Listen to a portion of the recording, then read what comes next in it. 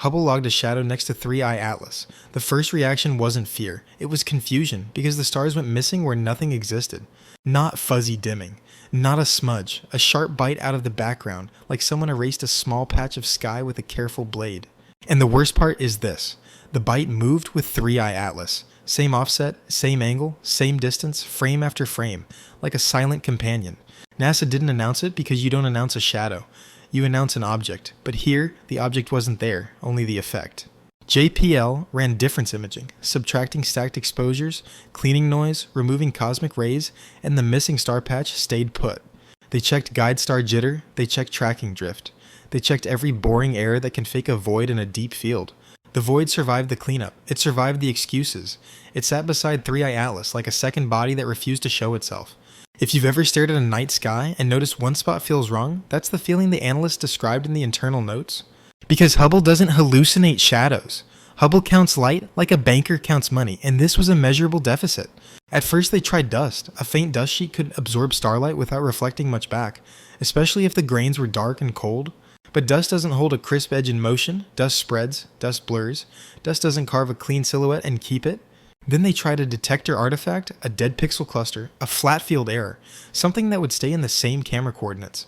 Except the shadow didn't stay in camera coordinates, it stayed in sky coordinates, locked near Atlas as the telescope rolled. That's how you separate instrument ghosts from real sky ghosts. The sky one moves with the target, like it has its own address. Now picture what that implies. A region of space near 3I Atlas is removing light, but not by shining, not by reflecting, not by scattering invisible. It's like an invisible screen, blacker than soot, sitting just off the nucleus, letting nothing through, but offering nothing back. Hubble saw it first as a statistical dip in star counts, then as a visible notch once the frames were stacked deep enough. That's when NASA pulled in more eyes. Ground observatories were asked for follow-up, not because they could see the shadow, but to confirm the geometry. Subaru tracked the Starfield.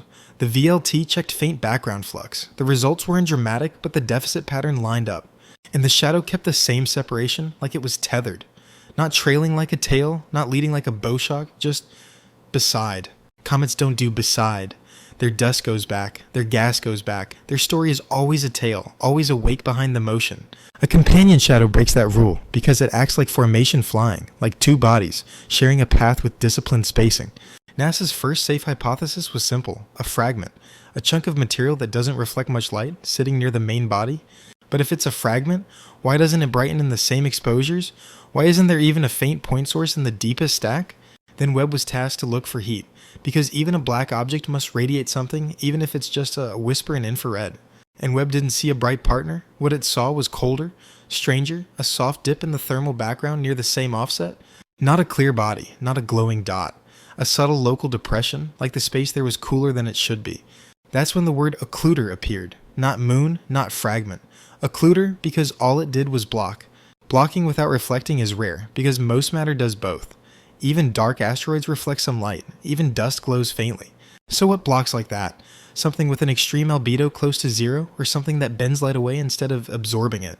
Bending is worse because bending implies lensing, and lensing implies mass, and mass implies you can't just wave it away. If a mass lens sits beside 3I Atlas, it could distort the background star field, making stars vanish from one region and pile up elsewhere.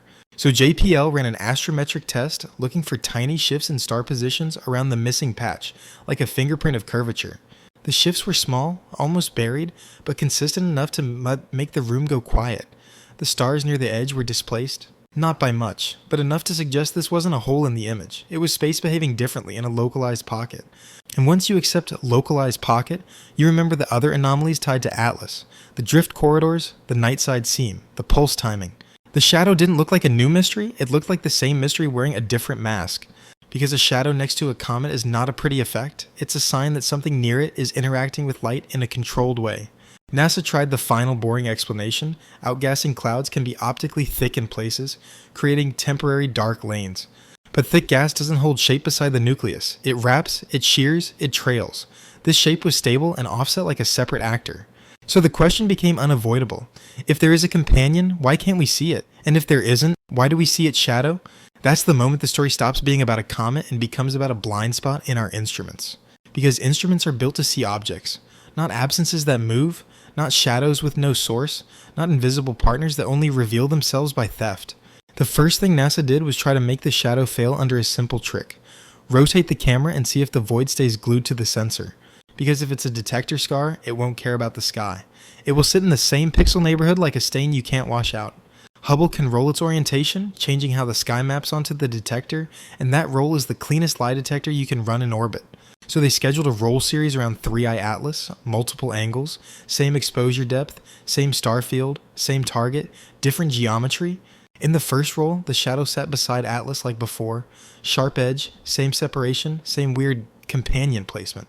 In the second roll, the starfield rotated, diffraction spikes rotated, everything rotated, but the shadow did not drift into new pixels. It stayed in sky coordinates, locked like a real feature in space, not a defect in the instrument, which is the result you don't want. Because a real feature means you can't fix it with calibration, you can't patch it in software, and you can't dismiss it as a camera ghost.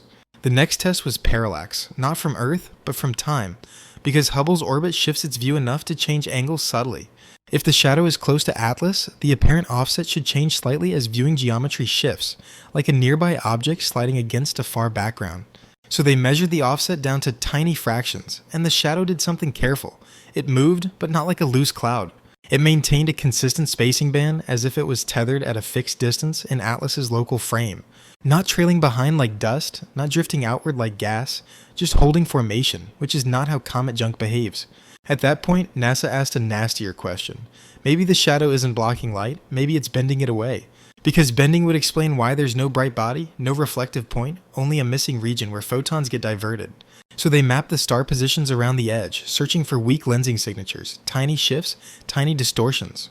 The stars on one side of the shadow edge appeared slightly displaced compared to control fields, like the geometry was warped. Not enough to scream massive lens, but enough to suggest the shadow boundary was a boundary in how light traveled. And if light is being bent, then something with gravitational influence is present, or something acting like it. NASA ran the mass estimate as a sanity check, and the numbers were absurd if you assume a normal rock. Too massive to hide optically, too massive to exist without making itself known, unless its reflectivity is near zero. So they tried a different approach, not what is it made of, but what does it do to different wavelengths.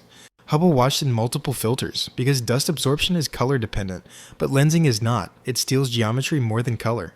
The shadow stayed nearly the same across bands, which is bad news for the dust explanation. Dust tends to redden, to smear, to leave wavelength fingerprints, but this void behaved like a clean cut in the same shape. Then they used polarimetry on ground telescopes, looking for scattered light signatures that dust would create at the edge.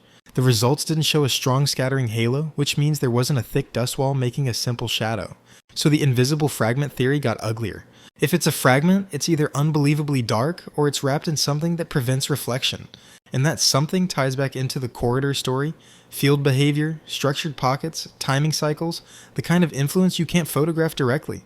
NASA started comparing timestamps, shadow edge sharpness, corridor pulse strength, and the thermal seam brightness. They lined up more often than chance should allow, like the shadow was strongest during the same phase windows. That's the moment you realize the shadow might not be an object at all. It might be a mode. A state of the environment that turns on, makes space locally hostile to photons, then relaxes when the cycle shifts. So NASA tried to catch the mode transition live, with rapid cadenced exposures, short frames stacked like a slow motion film. And the shadow edge didn't drift smoothly, it snapped slightly, as if the boundary reconfigured, rather than evaporated. Snapping boundaries are what structured systems do when they switch states, like a grid shifting lanes. That's why the internal notes stopped using the word shadow as the primary label. They started calling it a null patch, because it wasn't just dark, it was a local hole in expected background flux. A null patch can be created by absorption, by scattering, or by lensing, but none of those should hold formation beside a comet. Unless the comet is carrying a stabilizing mechanism, something that maintains a boundary in space like a pocket you can drag. That's where JPL brought in the most cautious phrasing possible, localized propagation anomaly. Propagation anomaly means the light path is affected, the radio path is affected, the timing is affected, all in the same neighborhood. And that wording matters because it links the shadow to DSN timing weirdness, without claiming any new physics on paper. But the implication is obvious if you're paying attention. 3i Atlas isn't just moving through space, it's moving with space. Like it's dragging an envelope that can steal starlight, bend navigation, and keep its shape even when you rotate the universe around it. NASA's next move was simple and brutal. Don't stare at the shadow, let a background star pass behind it and watch what the light does. Because a star crossing is the cleanest backlight you can get. One point source, steady brightness, predictable motion, zero excuses. They searched the upcoming sky path like accountants, looking for the perfect alignment window where Atlas and a bright field star would overlap. Hubble got the schedule first, then every other team leaned in, because if the null patch is real, a star should blink or bend. And you already know how insane that sounds. A star blinking beside a comet, with no dust tail thick enough to justify it. The crossing night arrived and the first frames looked normal, star sharp, PSF stable, Atlas faint and stubborn in the same place. Then the star reached the edge of the shadow, and its brightness didn't fade like fog, it dropped like a switch. Not to zero, just a hard step down, a measurable bite, like the star lost a chunk of its own light instantly. Hubble's pipeline flagged it as a transient, because sudden steps look like sensor glitches, cosmic rays, anything but real astronomy. But the step repeated in the next exposure and the next, following the star's motion across the patch boundary. That's when you get the worst confirmation the dimming wasn't random, it was spatial. The star dimmed only inside the boundary. Outside the patch, it returned to normal, clean brightness like nothing happened, like the sky snapped back to being honest. NASA ran the photometry 3 different ways: aperture, PSF fitting, differential against nearby stars, and the curve stayed the same. A sharp drop at entry, a flat lower level inside, a sharp rise at exit. That's not comet dust, that's a gate. And gates imply edges. Dust rarely has edges that crisp at that scale, especially beside an active nucleus that should be spraying chaos. The next measurement was position, because if the patch bends light, the star shouldn't just dim, it should shift slightly. Astrometry showed a micro deflection toward the patch center, small enough to miss in casual analysis, large enough to survive stacking. So the patch wasn't only stealing photons, it was nudging their path, like a weak lens with a hard boundary. Then the star did something worse.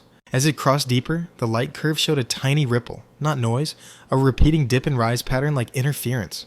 Interference means the wavefront is being disturbed coherently, like the medium inside the patch has structure, not just random density. JPL compared that ripple frequency to the corridor pulse train they'd mapped near Atlas, and the match was too close to ignore. Same cadence neighborhood, same phase tendency, like the null patch and the drift corridor were two faces of the same envelope. So NASA tried a second crossing with a fainter star, because one event can be a fluke, but 2 events become a behavior. The second star dimmed too, with the same step profile, and its centroid shifted in the same direction relative to the patch center. Now the shadow wasn't a maybe, it was a measurable region that changes how light arrives without needing a visible object to do it. That's when the term invisible companion quietly lost ground, because companions cast shadows with matter. This patch behaved like a boundary condition, like space inside it had different rules for photons and signals. Webb took an infrared look during the crossing, expecting maybe a hidden, warm body, a dark moon, a fragment radiating faint heat. It didn't see a glowing partner, what it saw was a subtle thermal discontinuity in the same offset region. Not a point source, a soft cool gap, like the background there was slightly suppressed, consistent with energy being redirected. Chandra got a time slot next, because if the patch is a plasma structure or field sheath, you might see faint X-rays scattering signatures. Chandra didn't catch a bright flare, but it logged a weak absorption like dip in background counts during the strongest patch phase. Again, not dramatic, just consistent. 3 different observatories, seeing the same absence in different languages. NASA stitched the datasets and did the one thing they'd avoided doing publicly. They drew the patch boundary as a shape and tracked it across days, and it held its geometry like a moving mask beside Atlas. It wasn't perfectly rigid, but it wasn't fluid either. It breathed. It tightened during corridor crests and softened during troughs. That breathing is the detail that keeps you awake, because it means the patch isn't passive. It's modulated, like it's being sustained by a cycle, like it's part of a system with a rhythm. So the next question wasn't, what is the object? It became, what powers the rhythm? And once you ask about power, you stop thinking like astronomers and start thinking like engineers. Because a sustained envelope needs a reservoir, charge, magnetic coupling, trapped particles, something that can refresh itself. Alma checked molecular outflow again, and while the total gas didn't explode, the jet directionality tightened during peak patch phases. That links the patch to directed outflow, and directed outflow links directly to torque, spin stability, and subtle thrust. Which means Atlas might be feeding its envelope actively, not by intention, but by structure, like a natural machine running on stored volatiles. Now here's the sickest part. During the clearest crossing, the star didn't just dim. Its diffraction pattern changed slightly, like the PSF got squeezed. PSF squeezing suggests anisotropic distortion, meaning the patch isn't uniform, it has internal directionality like aligned field lines. Directionality is exactly what you'd expect if the envelope is a sheath shaped by motion through plasma. But sheaths don't usually hold beside position. They form bow shocks ahead, wakes behind, not a clean lateral companion. So the envelope didn't look like a standard bow shock. It looked like a lateral lobe, like an off-axis bubble attached to Atlas at a stable offset, like a shadow twin riding shotgun. And that brings you to the question nobody wants to speak too loud. If the patch is real and structured, is it shielding something inside it, or is the patch itself the thing? A field cavity that exists to exist? Because either option is disturbing. A shield suggests content, a cavity suggests capability. NASA didn't need to choose yet because the data forced a more urgent conclusion. The null patch can affect photons, and anything that affects photons can affect radio, and anything that affects radio can affect navigation. So now you have a single package, drift corridors, thermal seams, and a moving shadow that eats starlight beside an interstellar visitor. Not 3 mysteries, 1 system. NASA didn't want to poke the null patch again, but you can't map a thing like that by staring quietly and hoping it explains itself. So JPL asked DSN for a calibrated radio sweep, not a random ping, a clean controlled signal with known timing and known shape. Goldstone sent the first sweep as Atlas crossed the right geometry, and Madrid listened, because 2 stations let you catch distortion in stereo. The plan was brutally simple. If the patch only steals light, radio should pass clean. If it distorts space, radio should come back wrong. The sweep returned with a delay that matched the corridor model almost perfectly, which was expected and still terrifying. But the delay wasn't the headline. The headline was that the signal came back slightly twisted, like its orientation rotated in transit. Not enough that a casual receiver would notice, enough that a precision lab would stop talking and start rechecking cables. NASA repeated the sweep with different carrier patterns, because if it's just noise, the twist should wander unpredictably. The twist didn't wander, it scaled with the patch phase, stronger at the crest, weaker in the trough, like the patch had a breathing grip. That's when they stopped calling it a shadow and started treating it like a medium, because only a medium can twist a wave consistently. In normal space, you can get twists from charged plasma, and NASA tried that explanation first because it's the safest one. But here's the problem. Normal plasma twist changes smoothly with distance and density, and this twist had edges. It sharpened at entry, held steady inside, then snapped back at exit, like the radio wave crossed a boundary line. So they ran a frequency ladder, low to high, to see if the twist behaves like a simple plasma effect. The twist didn't just change strength, it showed preferred bands, frequencies where the rotation jumped cleaner, like the patch had resonant lanes. Resonant lanes are what you get in cavities and grids, structures that ring when you hit the right note. And yes, you can get cavities in plasma, you can get them in magnetic shells too, but you don't usually drag them beside a comet. That's the part that kept coming back. The patch wasn't ahead like a bow shock, and it wasn't behind like a tail. It stayed to the side, stable offset, like a deliberate placement, like a sidecar welded onto the object's motion. So NASA did the next test, change the DSN power level while keeping the signal pattern identical. If this is passive plasma, power shouldn't matter much. If this is an interactive structure, power might excite it. They stepped the power gently, and the twist responded like it noticed, rising slightly faster at higher power. Not exploding, not screaming, just a measurable yes, like the medium stiffen when you pushed energy through it. That was the moment the corridor story and the shadow story merged into one hard shape in their minds. A medium that can bend trajectories and also twist signals and also erase starlight, all in the same offset region. That's not 3 different causes, that's one envelope doing 3 different jobs. Webb was scheduled during the sweeps because if the patch is being excited, the thermal seam on Atlas might react in sync. And it did! The night side band brightened in thin arcs right after the strongest sweeps, like heat roding, flipped a switch. Not a flare, more like a line warming up, as if something inside briefly increased flow through a hidden channel. Alma added the same quiet whisper it always adds. CO lines tightened during peak interaction windows, like outflow became more aimed. Aimed outflow means momentum, and momentum is how you cheat gravity without engines, with physics disguised as natural activity. Now NASA tried to be careful with language because the public version cannot say this thing reacts.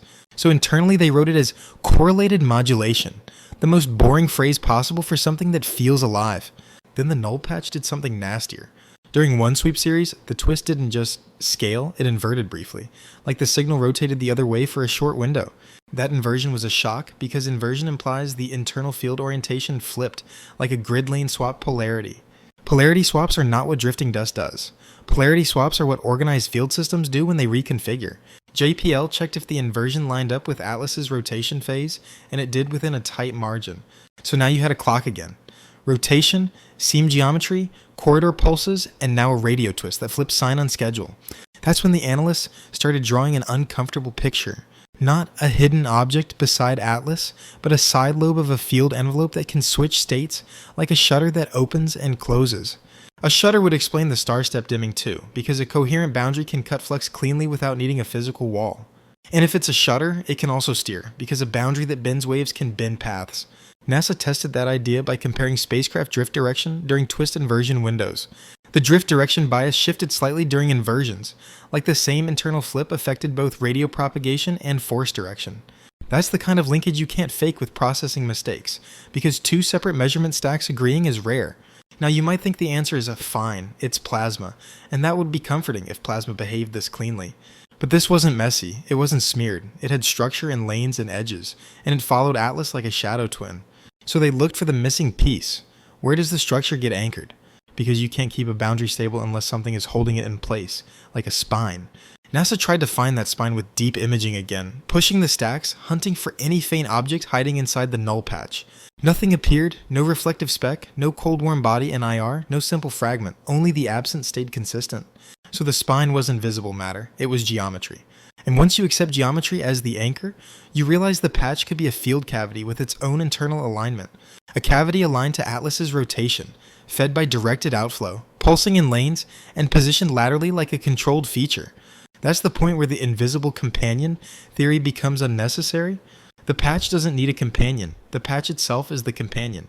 A moving region of altered propagation that behaves like a tool, even if it's a tool built by nature and not by design. NASA's next question was the most dangerous one they've asked us so far. If DSN sweeps can excite the patch and change its twist, can they also shift its boundary location? Because if yes, even slightly, then observation becomes interaction, and interaction becomes influence. They ran a careful sequence, sweeping at one frequency band known to trigger strong twist, then backing off completely. The patch boundary softened slightly after the sweep, then recovered, like it relaxed and rebuilt itself. That recovery is what turned curiosity into caution. Because recovery means it has a way to restore structure, like it's replenishing charge, or relocking its grid, or venting to rebalance. And now you can't unsee the full pattern, a shadow that bites stars, a corridor that bends navigation, and a radio twist that flips polarity. All of it phase linked to one visitor that should, by every normal rule, be a simple dirty snowball. NASA didn't want a single dramatic event anymore, they wanted a map, and the only way to map a null patch is to walk across its edge slowly, like tracing a cut in the dark.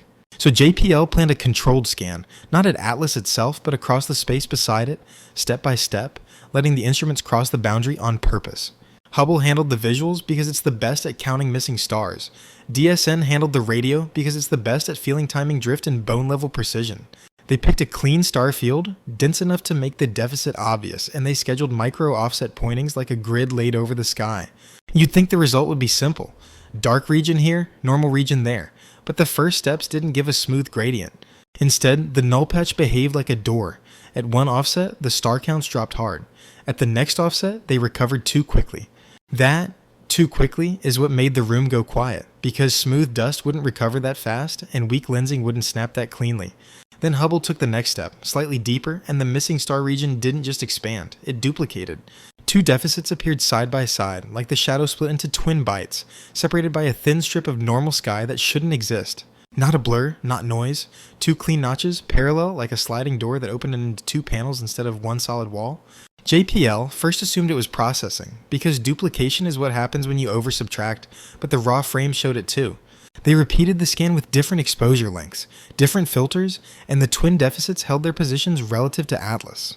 That's the key detail. The split didn't float around randomly, it stayed tethered, like the patch had internal lanes it could separate. And now your brain connects it instantly to the corridor story, because lanes that pulse and swap are exactly what a field grid would produce. NASA ran the radio sweep again while Hubble scanned, because if the patch splits in light, it should split in propagation too. DSN timing drift showed two peaks instead of one, smaller than before but clearly separated, like the signal passed through two distortion pockets.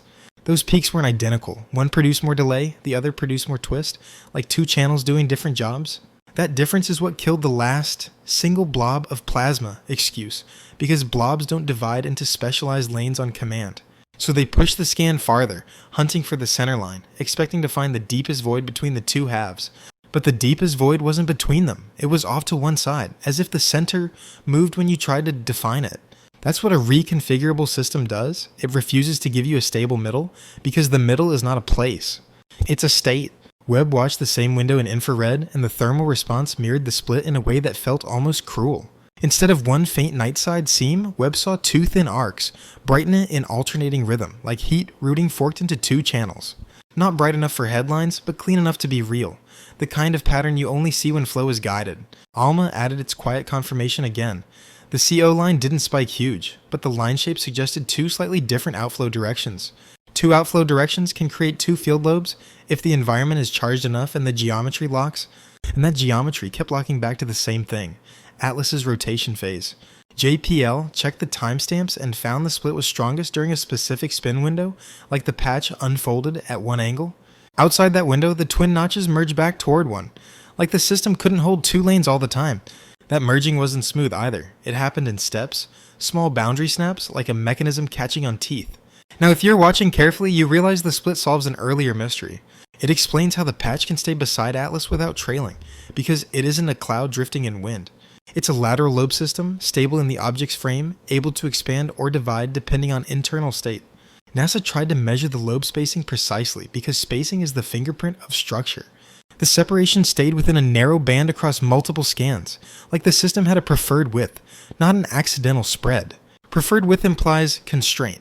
Constraint implies a frame holding the field in shape, like an invisible skeleton. That skeleton still didn't show up in any direct imaging, which is the part that keeps everything wrong. No companion rock, no moonlet, no dusty slab, just the effect as if the field is the only thing that matters. Then NASA tried the most aggressive safe test they could. Keep the scan path identical, but change the radio sweep pattern mid-scan. A simple idea. If the patch responds to DSN structure, altering the pattern might change how the twin lobes behave. The moment they change modulation, the right side lobe strengthens slightly and the left side lobe soften. Not huge, not dramatic, but measurable and repeatable on the second attempt. That's when interaction became the dominant word again, because you don't tune a random space cloud with your signal shape. You can excite plasma, yes, but plasma doesn't usually behave like a two-channel gate that reallocates strength on pattern change. JPL tried to rescue the story with a magnetic sheath explanation, a kind of sideways bow shock caused by motion and spin. But a sheath should be ahead or behind, and it should wrap. This was lateral, clean, and phase-gated, like it was built to sit there. So they did the next logical thing. They searched for the hinge, the point where the two lobes attached to the main body. Hubble looked for faint scattering near Atlas's coma edge, any hint of a bridge of material that could anchor a split structure. There was no bridge invisible. Webb saw only a faint thermal suggestion, like a thin line of warmth that appeared and vanished by phase. That's exactly how a channel looks when it's not made of dust, but of flow, a path where energy moves without leaving much light behind. Then the scan revealed a detail that felt almost personal. The twin deficits weren't equally dark. One stole more stars, the other stole fewer stars but bent positions more. That means one lobe is more blocking, and the other is more lensing, and those are two different behaviors in one system. And once you have two behaviors, you have division of labor, like the envelope is doing more than existing. It's managing. NASA didn't write that word, obviously. They wrote anisotropic propagation zones with distinct signatures. But you don't need their wording. You only need the picture. A null patch beside Atlas that can split into two shadows, each with its own effect profile, each phase linked to rotation. That's not what the textbooks prepared you for, because comets don't carry adjustable side lobes that reorganize under observation. Now the danger wasn't impact or explosion, the danger was predictability collapsing. Because if the patch can split, it can also shift, and if it can shift, a planned flyby can become a miss without warning. NASA started talking about no close approach constraints, not as fear, but as policy. The kind of policy you make when you stop trusting space. And the null patch earned that mistrust because it was no longer one shadow. It was a system of shadows, opening and closing like a sliding door beside an object that should be simple. You know what's worse than one impossible shadow beside 3i Atlas? Two shadows that start behaving like they're taking turns. The scan continued step by step, and the twin null lobes held steady at first, like twin doors frozen half open. Then mid-sequence, the left lobe dimmed harder, the right lobe softened, not slowly like fog, but fast like a switch flipped. Hubble didn't see a new object. It saw missing stars migrate, like the deficit jumped sideways and re-anchored in a new lane. That lane swap should not be clean. Real dust does not swap lanes, real noise does not pick a boundary and respect it. JPL checked pointing logs again, hoping for a trivial drift because drift can fake movement if you're desperate enough. But the telescope was stable, the guide stars were locked, the only thing moving was the absence itself. It looked like the patch was sorting the background, choosing which region to steal from, then shifting its choice without changing its distance to Atlas. And once you notice that, you can't unsee the pattern. The lobes weren't random twins, they were channels. DSN ran a matching sweep at the same moment, and the timing distortion peak swapped too, like the radio wave felt the same lane change. One peak carried more delay, the other carried more twist. When the lobes swapped, their radio fingerprints swapped with them.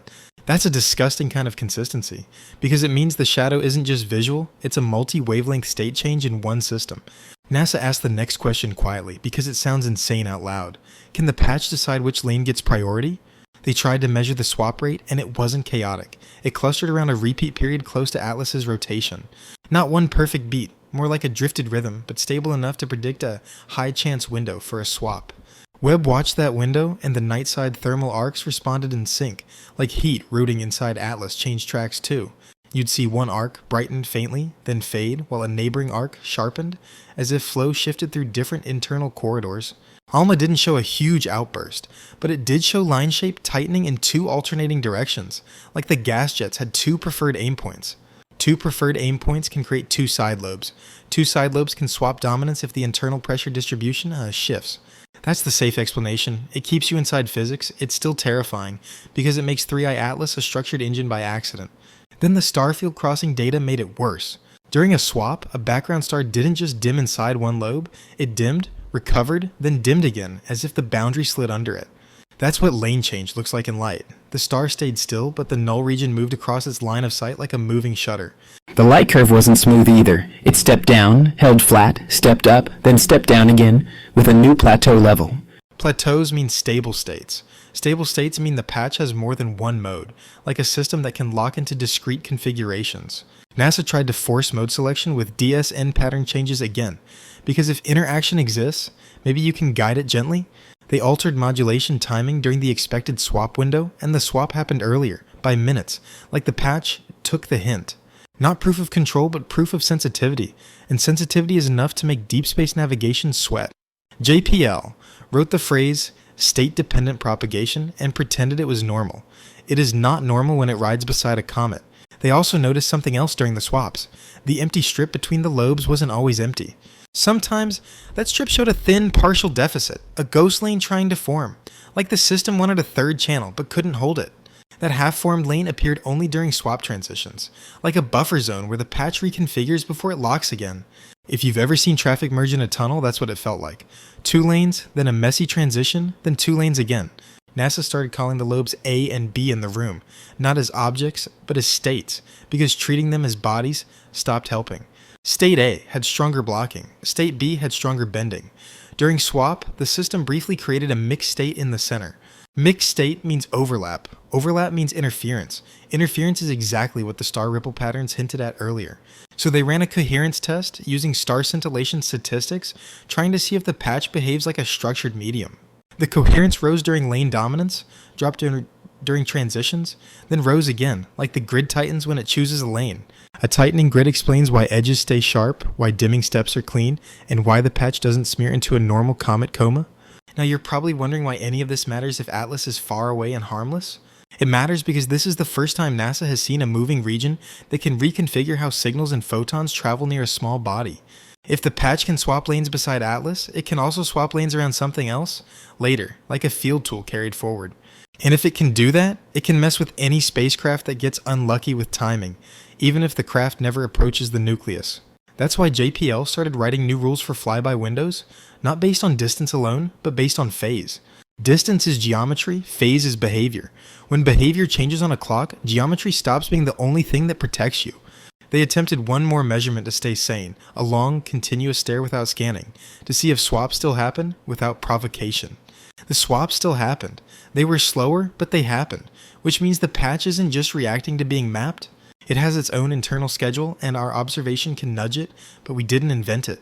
So now the null patch is not a side effect, it's a companion system riding beside 3i Atlas, like a second presence made of rules, not rock. NASA's next move was to stop guessing emotionally and start predicting coldly, because if the null patch has lanes, it must have a clock. So JPL built a forecast based on rotation phase, corridor pulses, and the last 6 lane swaps, treating the whole thing like a machine with habits. They didn't assume intention, they assumed inertia, the kind systems have when they repeat, because repetition is cheaper than change. The model produced a clean window, a short span where lane A should dominate, then a swap, then lane B should take over. They stacked Hubble time on that window, aligned Webb's thermal pass as close as possible, and scheduled DSN sweeps like a heartbeat monitor. And for a moment it worked. Lane A strengthened exactly on cue. Star counts dipped in the expected notch, and DSN twist rose right on schedule. If you were in that room, you would have felt relief because predictability is safety, and safety is the only thing NASA ever truly wants. Then the patch did the one thing that kills relief instantly? It swapped early. Not by hours, by minutes. Just enough to break the forecast and just enough to prove the forecast was never in charge. The lane dominance flipped while the rotation phase still said hold, like the system used the phase as a suggestion, not a rule. Hubble's deficit notch jumped sideways mid-stack, and the Starfield looked like it got edited in real time. DSN confirmed it with the same cruel simplicity, the delay peak slid, the twist peak inverted, and the whole signature re-anchored in the other lobe. That shouldn't happen if the patch is purely driven by spin heating, because spin heating doesn't decide to break schedule. So NASA tried the easiest excuse. Maybe Atlas's rotation rate estimate was off, maybe the nucleus is tumbling, maybe the phase tracker drifted. They refit the light curve, rechecked the periodicity, and the spin solution was stable enough to be boring, which means the early swap wasn't a math mistake. It was the system itself choosing a different timing. Now here's where it gets sharp. The early swap occurred right after a DSN sweep burst, a normal burst, not extreme, but structured in time during the predicted crest. NASA didn't want to say it, but everyone saw the implication. The patch may be reacting not to observation, but to energy input that looks like a trigger. So JPL ran a brutal comparison. Swaps during quiet listening, swaps during active sweeps, swaps during mixed sessions.